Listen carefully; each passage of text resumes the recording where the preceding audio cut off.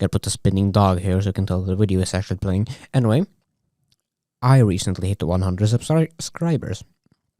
And I put out a poll.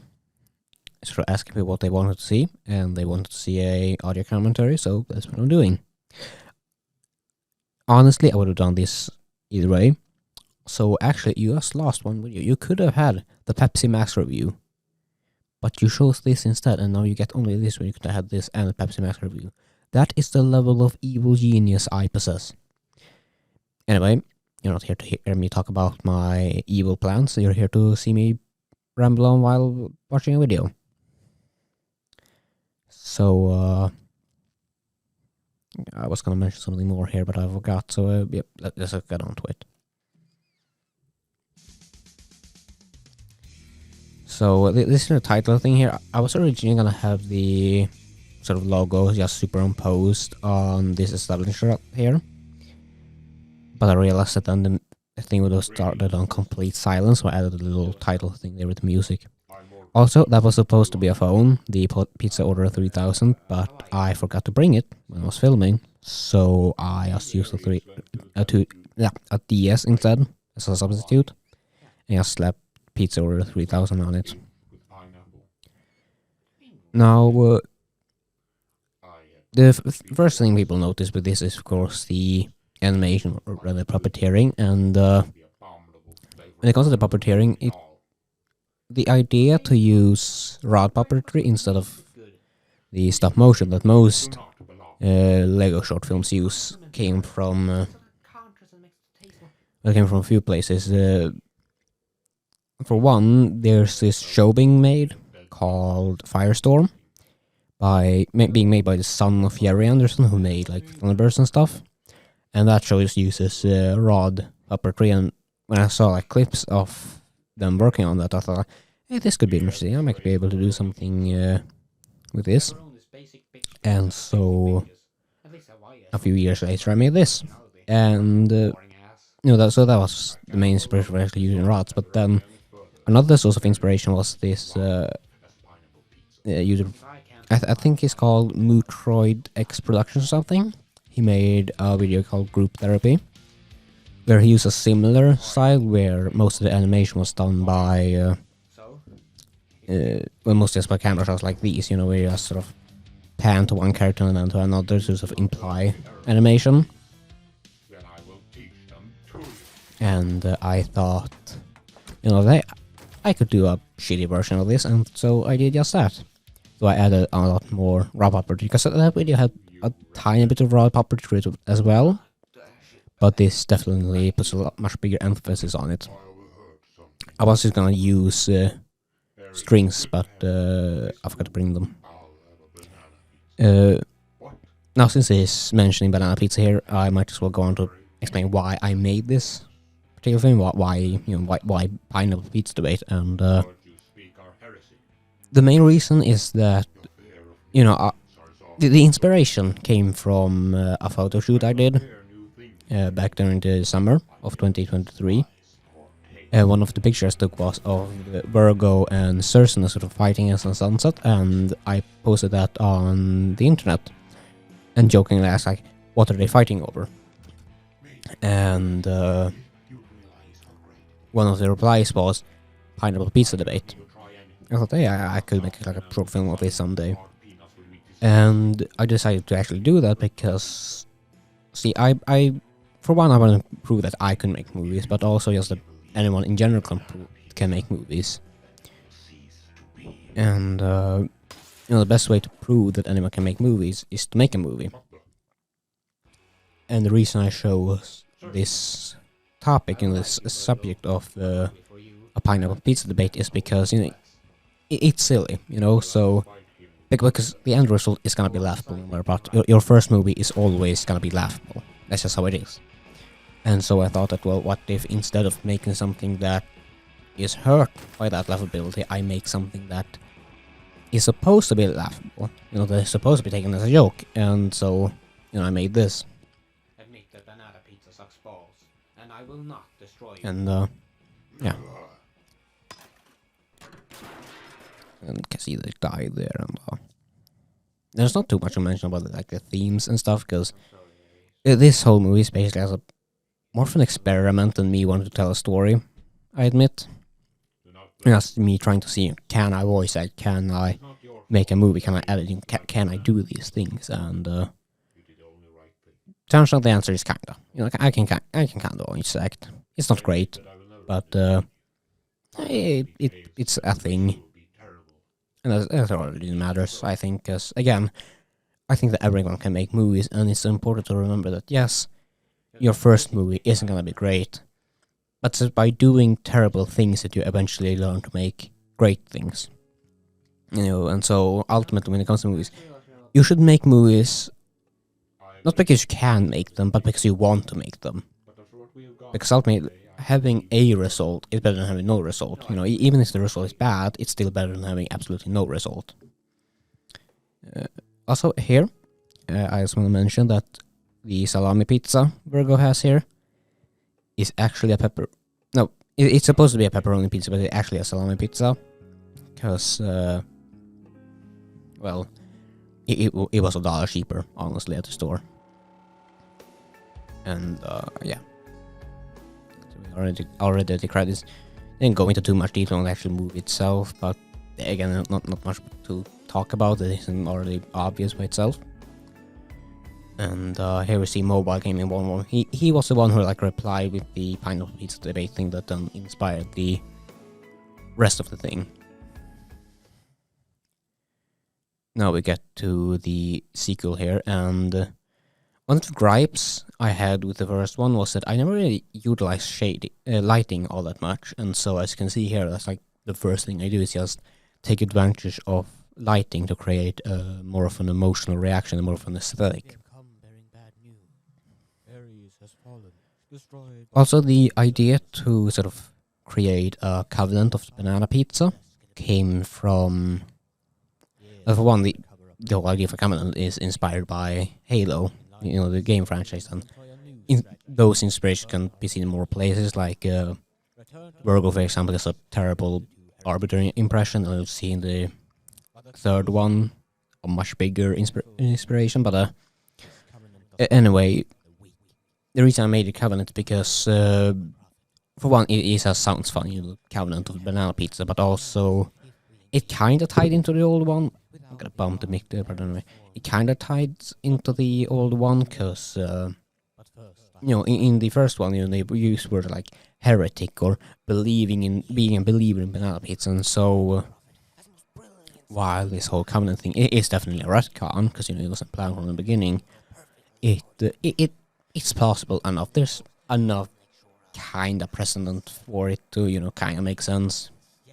Not that it really needs to make that much sense anyway, because I mean, just look at this. It's a bunch of Bionicles fighting on a pizza. It doesn't have to make sense, you know. But even so, there still has to be some tiny semblance of making sense, I guess.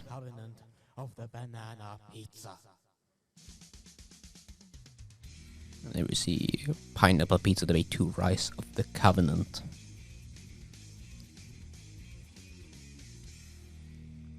One thing I can admit is that this was definitely more of a stepping stone to the third one. You know, it's like exists mostly to set up the next thing rather than be its own thing. I mean, it still works as its own thing on its own, but even so, you know, you can tell even by the views that the first one and the last one has way more views than this, because this is ultimately just sort of a middle step to explain. You know, it's more of a prologue to the third one than it is its own story. Do you not know? Berries like banana pizza. We had no choice. Usually isn't ideal. You know, you don't want a movie that's just a bunch of setup, but here, because these are short films, I think I can get away with it. Not only that, but you're not really here for the story, you're here for the absolutely ridiculous dialogue and action scenes. Also, you can see here I'm using string now because this time I remember to actually bring it. So, yeah, that's something. Also notice how the movie sort of syncs with the music there. Your skills are impressive for a heretic. You're in our covenant, and you may live as our ally. I do not know this covenant to speak of, but I know that the only heretic is you. If you will not join I us, should probably say something because I can't think of anything to say. Here you really see the music sync up, but here I guess I kind of want to show like a power dynamic kind of thing, like you know, they're like, because you know in the old one they could like defeat Ares almost instantly, and like this guy, like, you know, okay, he's more powerful because he actually puts up a bit of a fight against both of these at the same time. we will live forever as part of the glorious covenant. What, the covenant of asshole? And now here you will get the sense of this. Also, look at this little animation. I'm actually pleased with this. This is something that even other people pointed out just how smooth it is, and It cannot be.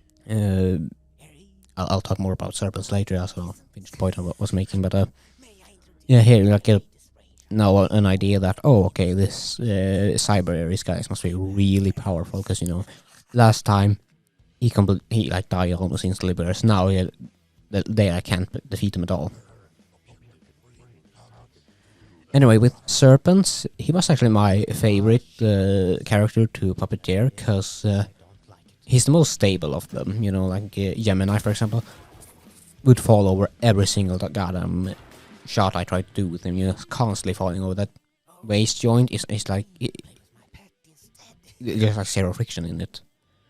But with serpents, you know, he's so stable that you can actually move the arms without needing anything to like hold on to the torso. And so you can get that sort of monologue thing going where he's like moving his hands all over the place, because you can just do that, you know. With the other characters, I can move like one arm at a time, because try to move them both and you will fall over, but not with serpents. So yeah, I like serpents. He's cool. Who is that? The prophet will give you details. Also, Cyber Ares, depart. you notice That was a close no, in a bit, I think. Can you come sooner? Came later than I thought, so we can I'll think about whatever. Also here, I just want to mention that this sort of sets up their dynamic. Also, this shot was flipped. Yeah, I just mentioned that. But anyway, I wanted to try to have some kind of character thing going. Yeah, with character development and stuff, and so the reason Serpent is such an asshole towards Gemini all the time, because then that can serve as a motivation for his actions in the third one. So, you know, it's not much, but, you know, it's something.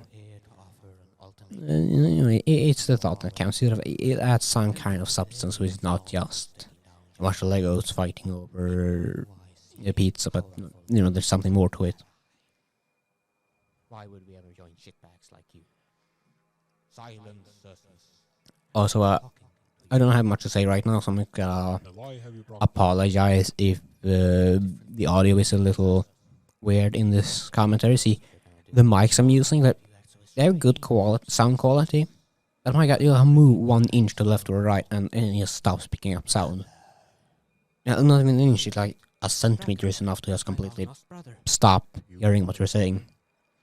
So yeah, if you can't tell what I'm saying, well, that's why. That, and I have like the thickest accent ever, so yeah. It's something you can actually notice in this film too, because it uses the same microphones. And on top of your microphones, can actually mention that you know, the production quality here is much higher, because not only the shading and stuff, but also just the sound quality is higher. Because in the last one, in the first one, I used my phone, which was in grey, so I had to put like a bunch of filters on it to sort of disguise how terrible the sound quality was. Whereas here, I didn't need to do that, because now the sound quality is actually decent. So yeah. But that's hardly relevant now. Before I get my revenge on the world, I wish to get a more... Again, not ending on a cliffhanger now, because, you know, it's setting up the next one. You know, the reason it's been able to end the cliffhanger, because, you know, stakes are much higher, and the reason for that is because the comedy, or rather the entertainment value from Pineapple Pizza Debate, you know, all of them, is that it's a really... the characters are taking it 100% seriously, you know? You know, they never joke about it. There are like 3 jokes in total, maybe even that, and the rest is just the characters taking everything seriously. But it's funny because the premise is absolutely ridiculous. You know, they're fighting over pizza, pizza topping, and that sort of juxtaposition is what makes it funny. And so, to not only have that, but also have to get more and more extreme, makes it much funnier. You know, like you can see here, you know, there's a flight and there's satellite. The scope just keeps increasing and the seriousness keeps increasing, and yet it's still about something completely ridiculous. And I think that is what sort of makes it funny, you know. If any of what I just said even makes sense at all. But I guess we'll see. If you express sympathy for someone like that, For this, I will have your head. I'd be honored to stay and talk. But alas, I must be off. The orbital banana pizza enjoyment inducer will not initiate itself after all. In the meantime, I suppose we should try to come to a mutual understanding. New objective. Bring target to. Now that line, the cyber yes, it was actually one of the last lines recorded, because I forgot to record it first. However, my voice by then was like really worn out, so it hurt a lot when I recorded that line. And I wouldn't recommend it. You know, if your voice starts hurting when you're voice acting, just stop. You know, otherwise you can create real permanent damage. But here, since it was just one single line left, I decided to take that risk. Oh, this is going to be so much. Now you'll notice here that there's a continuity error, because Virgo has like a little white panel on his arm that you can see there, You have been brainwashed. and you know, he's not supposed to have that there because it's part of his brainwashed form that he has later. And the reason for this error is because I shot this was one of the last scenes I shot, and so I just forgot to remove that part. And the reason I shot this one last is because this is the first scene I've ever done that has like a specially constructed set. You know, like even the Covenant headquarters is just a dark room, whereas this has like actual walls and stuff, which of course meant it was entirely unfamiliar. And so I saved it for last because I have a confession to make. I have problems with procrastinating. You know, like I procrastinate a lot, and so one of the ways I found to work around this is to do the easiest things first in a project and then do the harder parts. Because that way, but when I get to the harder parts, it's like, well, I already done all of this other work, I might as well do this too. And the reason I'm mentioning this is because, you know, the purpose of these films, besides entertainment, is to sort of prove that anyone can make movies, and that everyone should at least try to make movies if they're interested in it.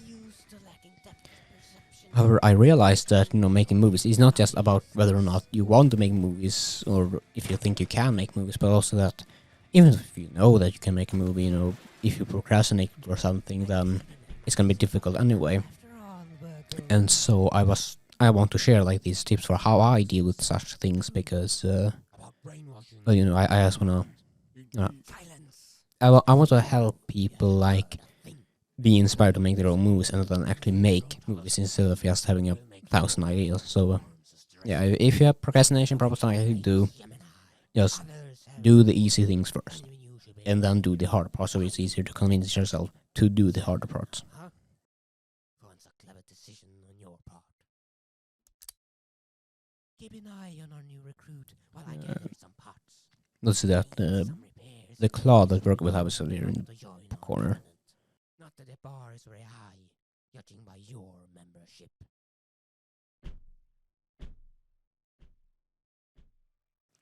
Now here we get to the one of my favorite scenes in this whole trilogy, because this scene really exemplifies the thing I said earlier about you know, how the scope of the storytelling juxtaposed with the completely ridiculous premises, you know, it makes it funny. Also, this thing fucking killed my voice. Like, oh my god, doing this voice, you know, because there are a bunch of filters to make the effect better or all, but even so, the voice I do to get this is just absolutely painful. Anyway, I mentioned earlier the inspiration from Halo, and this, of course, as any Halo fan can probably tell, is inspired by the Grey Mine from Halo 2. And the reason for that is because when I played Halo 2 and you got to Grey Mine, I was like, oh my god, what's this? Oh wow, damn, that is so cool and so mysterious and alien and cool looking. You know, it really left like an impression on me, and so, you know, it's something that I was interested in recreating myself, but of course, I can't recreate it one-to-one without it just being seen as a rip-off. But here, because the whole point is to basically just parody action movies and to just be completely ridiculous and stuff, it did work to put this here. Because if you don't get the reference, well, it's still funny because, you know, he's seen like a pizza god thing, or Theophany rather. And if you do know the reference, well, then it's even funnier because it's like, I built a fucking pizza Grey Mine, you know.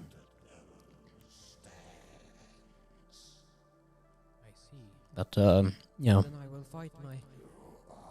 Now I admit that bringing back all of that characters, because so far Cyber Ares and Cersinus has died, but you know, Cyber Ares got brought back as a robot thing, and now Cersinus is gonna be brought back. And I admit that that's not really a great thing to do in storytelling, because you know, if characters can come back from the dead, well, then being dead no longer matters. You know, it's just an inconvenience rather than any actual meaningful thing. But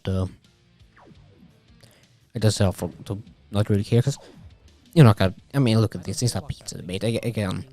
It doesn't have to be perfect. It just has to be amusing. Oh, those notes here of the flying begins. Because one of the things I noticed with the previous two movies is that they were getting really repetitive with the action scene, and so I thought that adding flight was a good way to sort of, you know, add something new.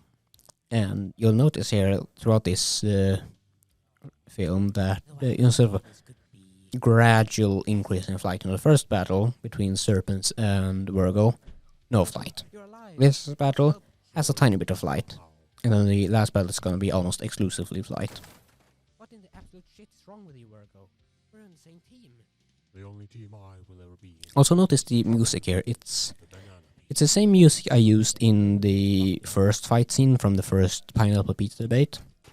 And the idea is that, for one, you know, Cersinus and Virgo fighting again, but also, you know, if you do recognize that music from the first one, then it's gonna sort of make you think about how far the characters have come, you know, how far things evolved from just a simple disagreement to like a battle to save the world from banana pizza.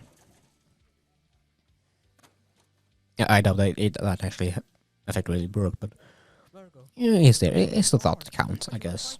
You know, it's an attempt to make something more meaningful out of it. I fight for the glorious taste of banana pizza.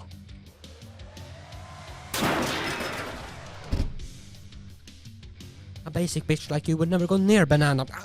One of the troubles of filming on the floor is that because of the lighting setup I use, you see my hand shadows a lot, and there's not very good we could really do about that. But it is unfortunate. But yeah, hopefully something I can avoid in future projects I do. Exactly. No, it is not possible for banana pizza to be bad, for it is the only good pizza. And yet, you don't even like banana pizza. Since I have nothing else to talk about, I can mention the fact that I'm calling these filmed in Super by Animation, and you know, Super by Animation is this style of using rod and strings to animate the, you know, to move and puppeteer the characters. And the name Super by Animation comes from Super Mario Nation, which is the puppeting technique used for shows like Thunderbirds in the 1960s. I also noticed that absolutely gruesome death. Yes, I thought that, you know, again, for the sake of adding variety, so it's not just a repetition all the time, you know, I thought that adding these Mortal Kombat style deaths was just, you know, would be fun. It was difficult and challenging, but even so, you know, it's fun and it's visually unique. Also, that firing sequence is there to sort of add tension, because now there's like a time limit, you know. So it's like he's not just done fighting, but like, oh no, the longer fights, the more likely it is to reach the goal, and yeah. I'll kill you, you goddamn... You should have done that to yourself. It's better to go out on your own terms. I originally, when I was planning this, I did have an idea to sort of leave like little plot lines that could be used for like a sequel trilogy where Serpents was going to be the main villain. But as I was writing this, I realized that, again, it's getting too repetitive, and, there's only so many ways you can get these things to fight, and the fighting scenes of obviously main appeal, and so just ending at the third one was just the better move. But you can still see remnants of this sort of sequel trilogy plotline idea thing, because, for example, the fact that Serpent is revealed to be the true creator of the Covenant. For example, it's something that was originally intended to explain why Heathen becomes the actual leader and stuff, but I kept it in because that revelation is like the main motivation for Gemini to leave the Covenant and betray Serpents. And so, it's a plotline that's not really get developed or anything, but having a somewhat pointless plotline was worth it for the sake of the character development here, I thought.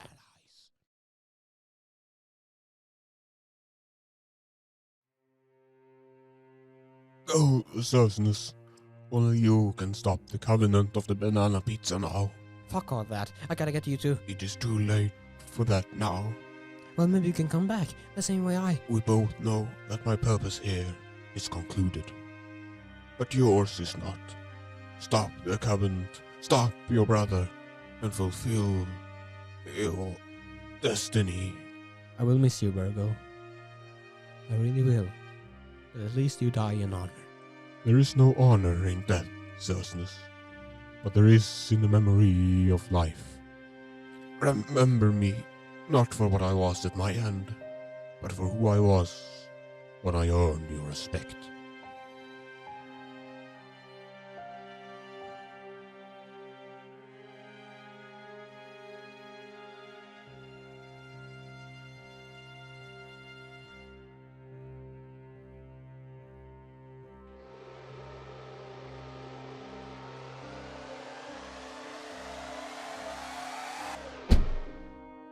So it really is you, brother. And I don't know, for this fight scene, what it's all been building up to. For the Mozart music to really seal the deal. Now, as you can probably tell, this line that Cersei just said was inspired by the "I've come here to shoot bubblegum and kick ass and I'm all out of bubblegum" line from They Live.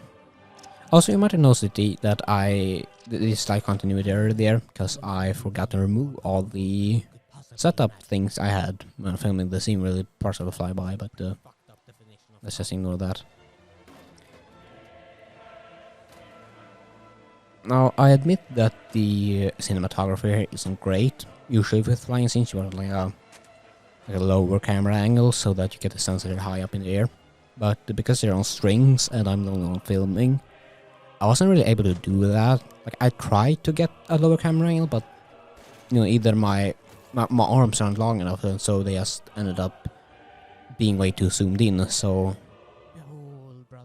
and so for the sake of visual clarity, it was better to have that overhead camera angle. Also, some miniature effects of the laser, sort of show that, now the Covenant has won and everyone's starting to like banana pizza. Now, the next scene of my hair, let's see, any movement. This scene was shot in America, actually, because I had this idea for all these scenes to be like shot in different countries, so you get the idea that, because it's supposed to be different countries, and so to have people from different countries film their marks for it just, made sense, but ultimately only one scene really ended up like that.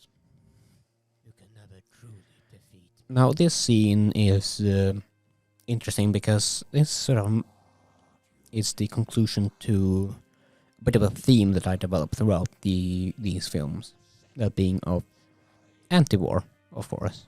You know, basically like I thought it would be interesting and kind of funny if it was like an anti-war metaphor in a way, and you know, like, you know, if you keep fighting your enemies in a war, well then they're just gonna come back even stronger, and so the only solution is ultimately diplomacy, you know, to settle your differences and that, and you know, peacefully. And so that's what I do here, and that's how they finally win. Well, we'll go into more detail about.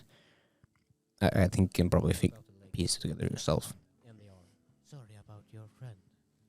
Don't worry about it. And once again, a callback to sort of the first Pineapple Pizza debate. You know, as to the, you know, ending the way it began, but with all the differences and stuff. It's just a nice way to wrap up a story. You know, like how by making it different, by making it similar, you know, it highlights differences, and so, you know, sort of makes you reflect on the path we took to get here. You know, how did it get from just ordering pizza on the desk to where we are now?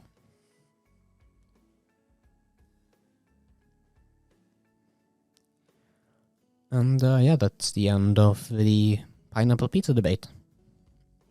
It really is end, because, again, I did have an idea to make a sequel trilogy, but I ultimately scrapped that because, you know, for one, it was getting more repetitive, but also I wanted to move on to other things, you know. You know, in the end here, you will see this as like, you know, the world Pineapple Pizza debate will not return, but Super by Animation will, and yeah, because you know, I am working on like a new Super by Animation film. I'm calling it the Astero Cup. But yeah, Pineapple Pizza debate will not return because, you know, that story is concluded. I could, in theory, extend it, but it really do any service to it if I did. And I think it's good to not get stuck with, you know, not get stuck with one thing. It's good to diversify and try new things, especially for someone like me who's completely new to this whole filmmaking things. You know, it's good if I actually try to, you know, try different things. So yeah, that's the end of the commentary. I admit this was entirely unscripted, so it probably not very coherent. You know, I'll admit, but hopefully it's cohesive enough. You know, understandable enough to where you can like get some insight into how I made this. I was gonna write like a script or something, but I forgot, and I don't care that much, honestly. But yeah, I am working on a new film called The Astera Cup. It's gonna be about a race through the rings of Saturn. We'll see if it's any good. Hopefully it is. But yeah, and in that one, it is. I know this is not really related to this commentary, but it's not up to do while I can. In this one, I do want to focus on a slightly more serious story, like, you know, not edgy or anything, but just like actually trying to tell a legitimate story with actual characters and a plot line that's supposed to be more than just a joke. So we'll see if I do that. But yeah, I will probably add subtitles, because this whole commentary will probably be completely illegible. Because that's how I usually am when I speak English unscripted, or even scripted sometimes. I mean, the devlog I made is a complete disaster. But yeah, thank you for watching, and I'll see you in the Astero Cup, I guess. Should release either this month or next month.